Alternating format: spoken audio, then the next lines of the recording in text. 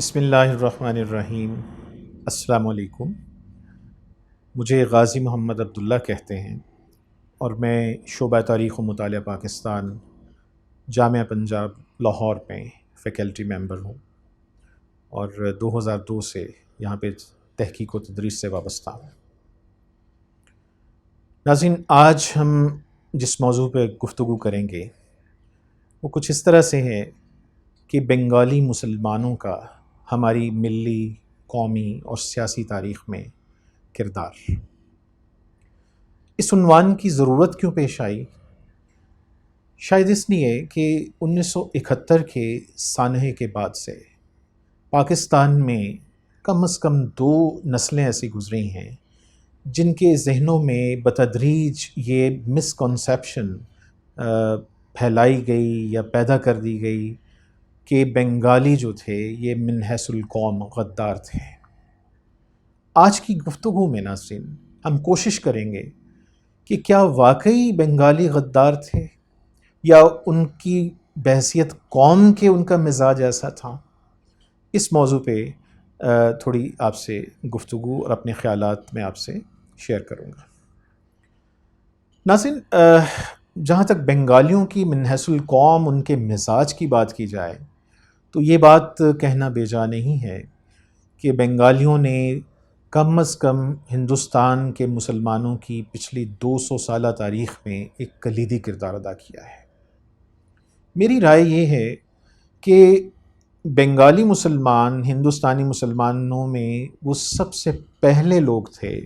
جنہوں نے 2 قومی نظریے کے حوالے سے براہ راست ہندو مزاج کا سامنا کیا تھا۔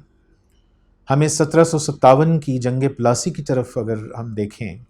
تو اس وقت سے لے کر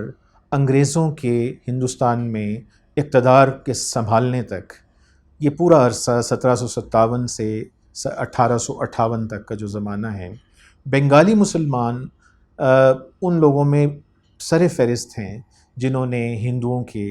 مسلسل پریشر کا سامنا کیا۔ صرف یہی نہیں، انہوں نے انگریزوں کے پریشر کا بھی سامنا کیا۔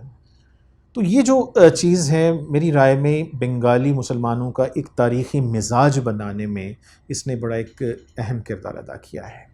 بنگالی مسلمانوں کا مزاج سمجھنے کے لیے یہ ضروری ہے کہ ہمیں اس 200 سال کے عرصے میں جو بنیادی جو نکات تھے ان کی تاریخ کے، ان کی طرف تھوڑا سا نظر کر ڈال لی جائے۔ مثال کے طور پہ 1757 کی جنگ پلاسی کے بعد سے بنگالی مسلمان مسلسل ایک پریشر کا سامنا کرتے ہیں۔ انہوں نے ہندو سیٹھوں کا، ان کی معاشی ایکسپلائٹیشن کا سامنا کیا۔ یہاں پہ یہ بتانا ضروری ہے کہ مغربی بنگال، خاص طور پہ کلکتہ اور اس سے نواح کا جو علاقہ تھا، یہ زیادہ تر یہاں پر ہندو ڈومینیشن تھی، جبکہ دوسری طرف جو مشرقی حصہ تھا اس میں اکثریتی جو تھی پاپولیشن وہ مسلمانوں کی تھی۔ لیکن مسلمان مجموعی طور پہ معاشی لحاظ سے اس عرصے میں بہت نیچے جا چکے تھے اور معاشی طور پہ دوسری طرف انہیں مغربی بنگال کے ہندو سیٹھوں اور زمینداروں کے پریشرز کا سامنا تھا۔ مثال کے طور پر اگر ہم دیکھیں تو بنگالی مسلمانوں میں بعض ہندو جاگیرداروں نے داڑھی ٹیکس لگایا ہوا تھا، نمک پر رکھنے کا ٹیکس تھا اور بے شمار ایسے ٹیکسز تھے جن کے ان کا پریشر کا سامنا تھا۔ تو یہ تفصیلات بتانے کی ضرورت اس میں پیش آ رہی ہے کہ بنگالی تاریخی طور پر ان کے اندر ریزسٹنس کا جو ایلیمنٹ تھا یہ بڑا ابتدا سے ہی اجاگر ہوتا نظر آتا ہے۔ دوسری بات یہ ہے کہ 2 قومی نظریے کی احساس جو ہے ہندوستان میں شاید بنگالیوں کے اندر سب سے زیادہ نمایاں ہوتا نظر آتا ہے۔ اس کے بعد انگریزوں کے دور کی بات کریں تو انگریزوں کے دور میں بنگالی مسلمانوں کا اگر کردار دیکھا جائے تو آپ سید امیر علی کی مثال لے لیجئے، آپ نواب عبداللطیف کی مثال لے لیجئے، آپ حضرت عبید اللہ سہروردی کی مثال لے لیجئے، جو کہ حسین شہید سہروردی جو پاکستان کے وزیر اعظم بھی رہے، تحریک پاکستان میں ان کا بڑا کردار تھا اور ان کے یہ نانا تھے۔ تو سہروردی خاندان نے 200 سال تک مسلمانوں نے بنگال کی نہ صرف رہنمائی کی، علمی سطح پہ، فکری سطح پہ، اور بہت ہی پائے کے یہ لوگ تھے۔ اسی طرح آپ 20ویں صدی میں اگر آپ دیکھیں تو مولوی ابو القاسم اے کے فضل الحق جو ہیں، جو ہماری تاریخ میں شیر بنگلہ کے نام سے جانے جاتے ہیں، انہوں نے نہ صرف مسلم لیگ کے اجلاسوں میں شرکت کی، مسلم لیگ کی صدارت کی، اور پھر تحریک پاکستان کے دوران بھی ان کا بڑا کلیدی کردار رہا۔ پاکستان بننے کے بعد بھی انہوں نے پاکستان کی سیاسی اور قومی تاریخ میں ایک کلیدی کردار ادا کیا۔ اسی طرح آپ دیکھیں خواجہ ناظم الدین ایک بڑا اہم نام ہے، جو پاکستان کے وزیر اعظم بھی رہے اور بنگال کے اندر قائد اعظم محمد علی جناح کے انتہائی قریبی ساتھیوں میں سے ایک تھے۔ تو ایک لمبی فہرست ہے ناظرین، جس کے روح سے اگر دیکھا جائے تو ہمیں بنگالی مسلمانوں کا قومی اور ملی تحریکوں میں جو کردار ہے بڑا نمایاں نظر آتا ہے۔ اب ذرا یہ بھی دیکھ لیجئے کہ 1906 میں قائم ہونے والی آل انڈیا مسلم لیگ، جس نے آگے چل کر پاکستان کے قیام کو ممکن بنایا اور تحریک پاکستان کو کامیابی سے ہمکنار کیا، اس جماعت کی بنیاد ڈھاکہ میں رکھی گئی تھی، اور اس جماعت کے جو ابتدائی لوگ تھے ان میں بنگالی مسلمانوں کا بڑا کلیدی کردار تھا۔